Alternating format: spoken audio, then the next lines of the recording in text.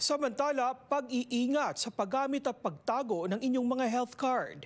Isang kababayan sa Ontario ang nasingil para sa health service na hindi naman niya ginamit. May report si Teresa Redula. Ginamit umano ng isang kababayan ang kanyang Ontario health card para sa ambulansya patungong Mount Sinai Hospital. Bagay na itinanggi ni Carol de Guzman, ang may-ari ng health card. Kinilabutan talaga ako nung sinabi niya yun na nandito ka ng 1:45 a.m. So it's like, no, hindi ako yan. Nitong Abril lang nang matanggap ni Carol de Guzman ang isang liha mula sa ospital. Kailangan daw magbayad ng nasa $45.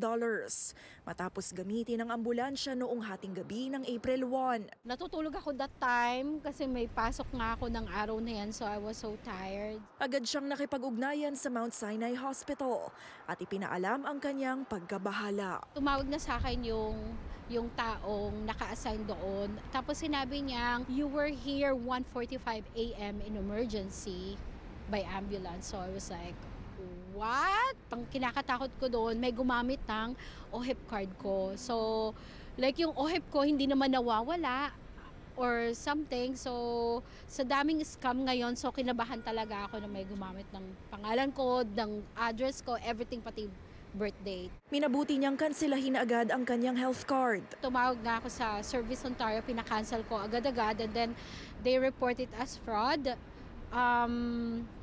And then nagpasalamat pa sila sa akin. Hindi nag-iisa si De Guzman. Sa katunayan, halos 8,000 na ang naging biktima ng fraud mula Enero hanggang Marso nitong taon.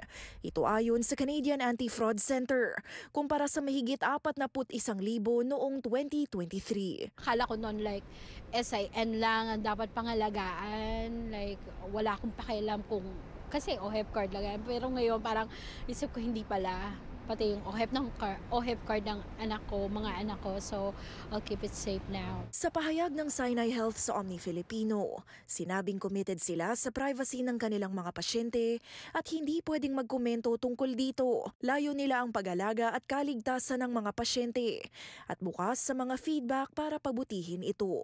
Tinanong din ng Mount Sinai Hospital kung ano ang mga hakbang nila para maiwasan ito. Pero wala silang tugon dito. Under investigation right now. So, if it's human error, ingat na lang. So, kung ano man, hinihingi nila sa akin kung opinion ko kung anong dapat kong gawin, ano ba dapat gawin, sisantihin ba yung mga dapat managot or ano, no. Okay na ako, happy na ako sa naging resulta na kinancel ko na kagad yung OHIP, that's it. Sa pahayag naman na inilaan ng Ontario Ministry of Health, pwedeng i-report ng publiko ang mga insidente o pinaghihinalaang kaso ng health insurance o healthcare abuse sa contact information na nakikita sa inyong screen. Nakakuha na rin ng bagong health card si De Guzman. At inaalam na rin kung ginamit ba sa iba pang medical claims ang kanyang naging insurance. Kanyang payo sa mga kababayan. Be vigilant. Ngayon na ang daming scammer. Isang click lang, kahit ano pang pagkakamali, like pwedeng umappear yun sa under our name. Teresa Redula, Omni News, Toronto.